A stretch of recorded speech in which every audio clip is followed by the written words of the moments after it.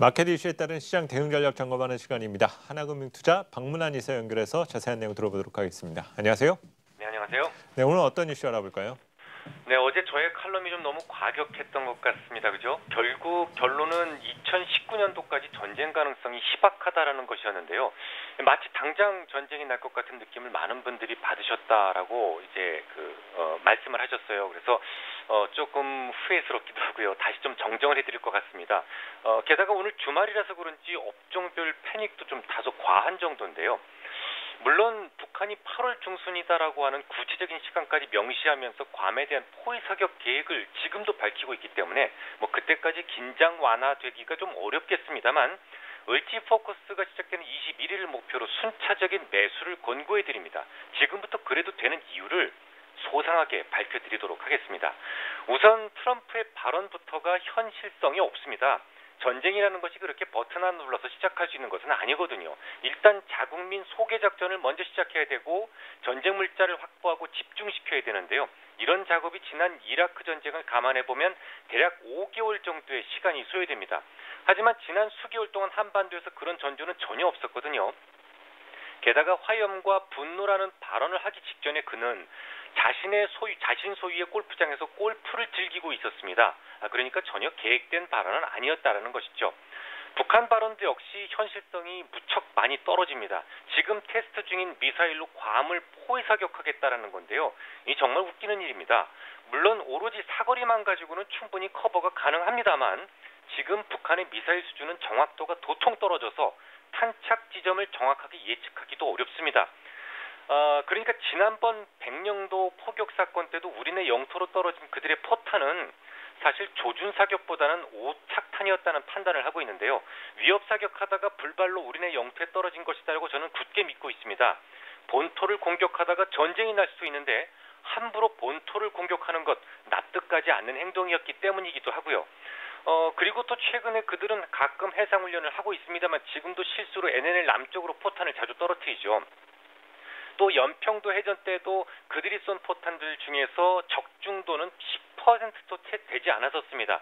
그리고 우리의 대응 사격 이후에 그들은 엄청난 피해를 보고 완전 무력화돼서 추가 도발조차 할 수가 없었을 정도였죠. 그런 상황에서 괌을 포위 사격하겠다.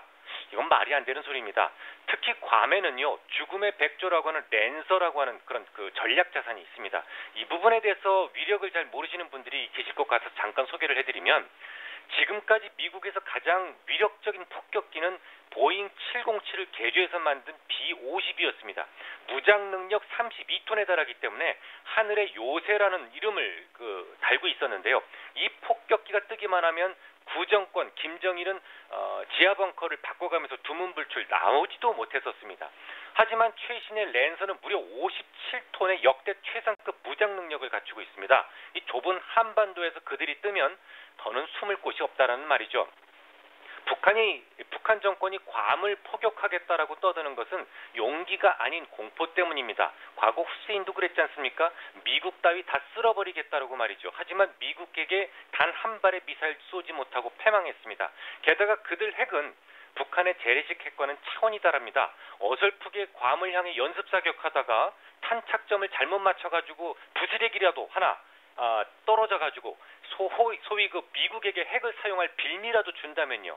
이건 정말 정당방위가 될 테니까 이 평행이라고 하는 곳은 신개념 핵 4발 정도면 위성 사진으로도 판독이 안 될 정도로 오로지 구유적지로만 남게 될 겁니다. 제가 볼 때 북한은 괌을 향해 단 한 발도 못 쏠 겁니다. 저는 그렇게 확신하고 있습니다. 오늘 새벽에 틸러슨이 그렇게 말을 했습니다. 미국 시민들 발 뻗고 자라고 말이죠. 이 트럼프의 발언은 외교적 발언을 잘 모르는 북한 정권을 위한 눈높이 발언일 뿐이다라고 말이죠. 워낙 툭하면 불바다, 전쟁광 이런 표현들이 그들의 흔한 대화법이다 보니까 그 눈높이에 맞춘 발언이다라고 그냥 얼버무렸습니다. 물론 어제도 말씀을 드렸듯이 우리는 매우 위험한 수준은 맞습니다. 500km 수준까지 경량화에 만약 성공했다면 사거리 500km의 노동계 미사일에도 장착이 가능하다라는 말이고요. 우리나라 전역의 핵폭탄 공격 범위에 들어갈 수 있습니다. 하지만 미국은 다르죠. 최후의 금을 밟지 않았다는 얘기입니다. 그럼에도 불구하고 소중한 무기 시장을 날려버릴 이유는 지금은 없습니다. 저라면 과거 파키스탄에 했던 행동을 하지 않을까 싶은데요. 북한 정권의 불만을 가진 쿠데타 세력을 지원해서 전복시키고 다시 새 정권을 유지하는 쪽 말입니다. 실제로 지난 1976년 8월 헨리 키신저는 파키스탄의 부토 대통령한테 핵 개발을 포기하지 않는다면 끔찍한 최후를 맞을 것이다라고 위협한 바 있는데요.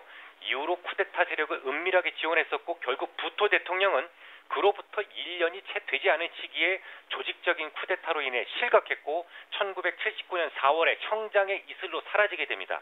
결론을 말씀드리죠. 제가 어제 2019년이다라고 분명히 말씀을 드렸었는데요. 그 안에 이 땅에서 전쟁이 날 가능성은 무척 희박합니다. 하지만 그 이후에도 무조건 전쟁이 난다는 말씀도 아닙니다. 그때까지 북한에서 ICBM을 완성한다면 이라는 전제가 붙습니다.